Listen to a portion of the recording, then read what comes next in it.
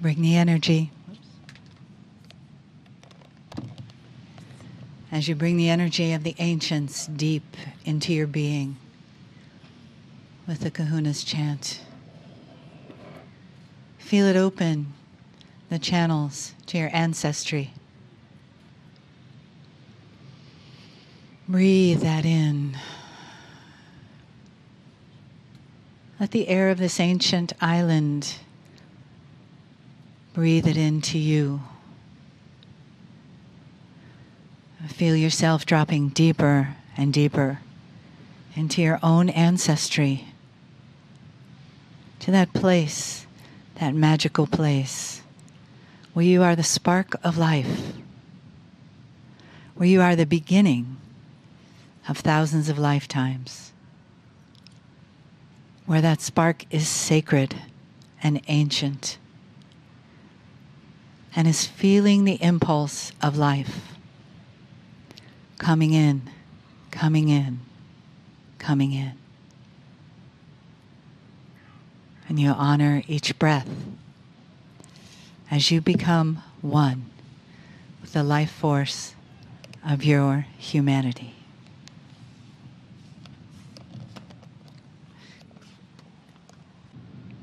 Greetings, dear ones. I'm Kryon of Magnetic Service. We are at the beach. You feel the refreshing wind. It's a release. You can breathe now from the cave. Human beings who are sensitive react. They react to things that the crystalline grid holds and delivers. And what I'm talking about is this. The crystalline grid of this planet is set up to remember energy. And where things happen that are, let us say, dramatic, they stay. When you walk into a cemetery or a battlefield, sometimes there will be remembrance and you don't really know what you're feeling. But it is the crystalline grid that does this. That's its design. We're not going to talk a lot about that because we have given you this before. That part of the shift is going to rewrite this grid. And against all odds, it's going to start remembering celebration instead of drama. Now, this is hard to believe. It's also hard to believe that human nature can change. These things will be self-evident in the future. Already they begin. The things that happened in the cave, barbaric. You still see that today, but only a small portion.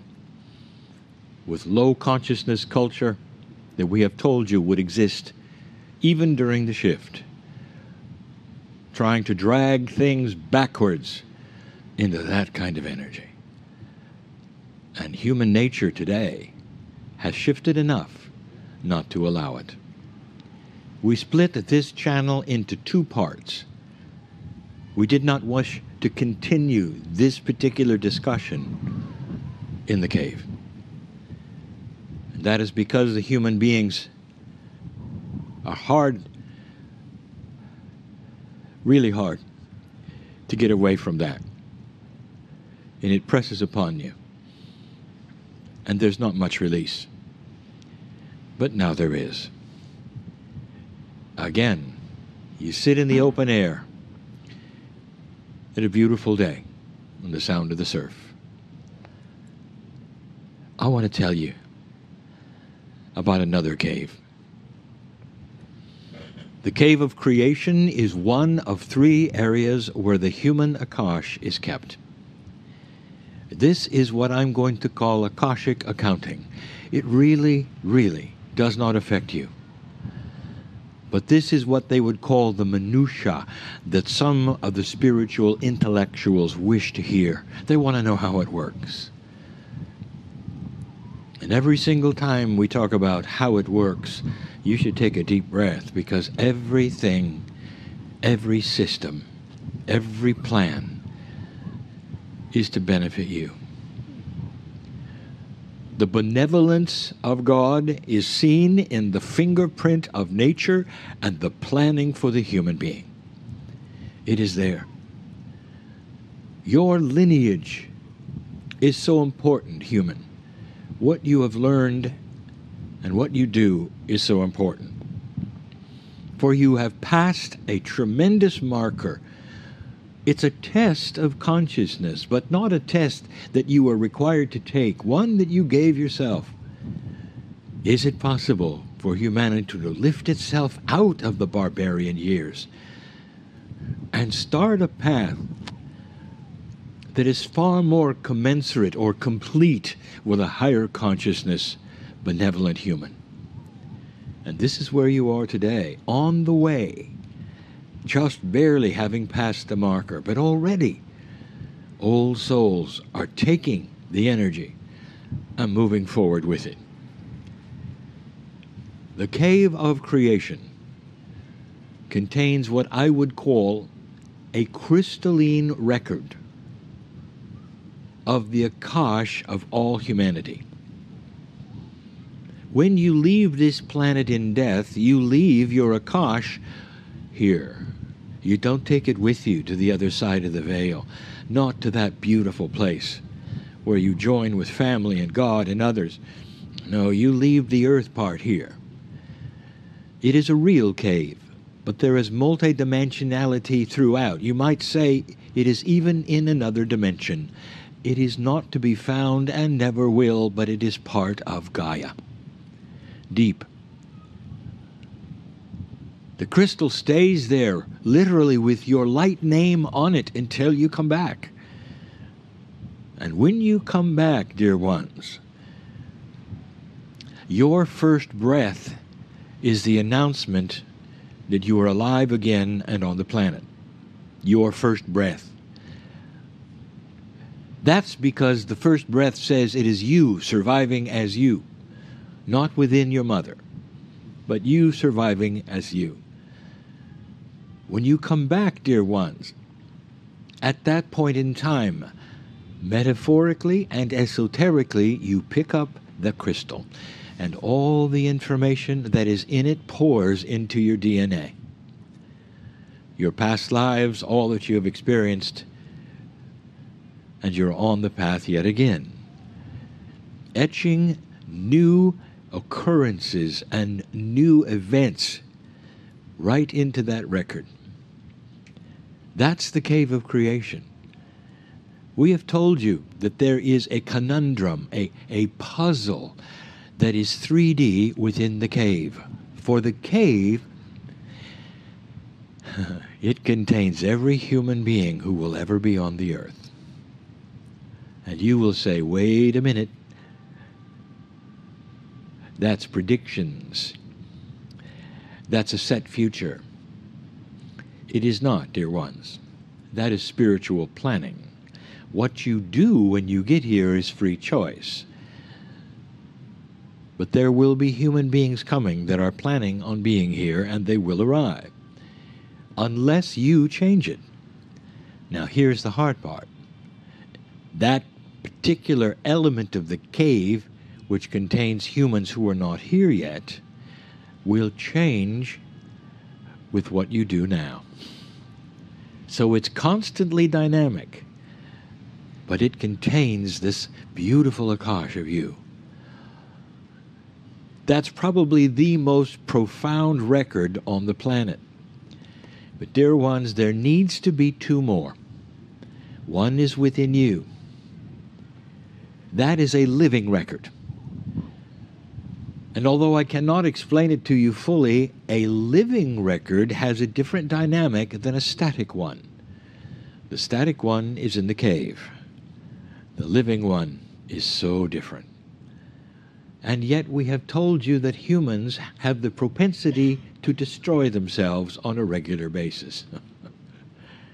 You were going to do it yet again and did not.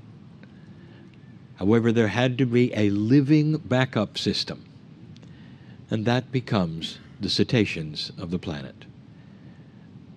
I would like to remind you something that I say each time I speak of whales, that your biologists have classified dolphins as whales. Therefore, when we say whale, we mean dolphins and whales. And that is why you feel what you do for them. They are not aware of the fact that they carry your Akash. But let me tell you, they are the only mammal who is aware of your consciousness.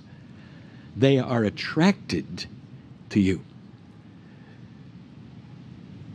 You can prove this yourself with the interactions of both of the dolphins and the whales, all cetaceans.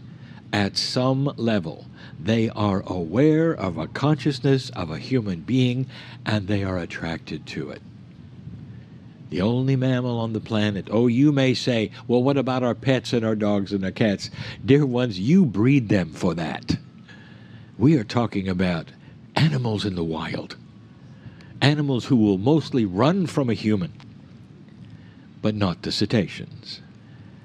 They tune into you, and they come to you, because they carry at some esoteric level in their biology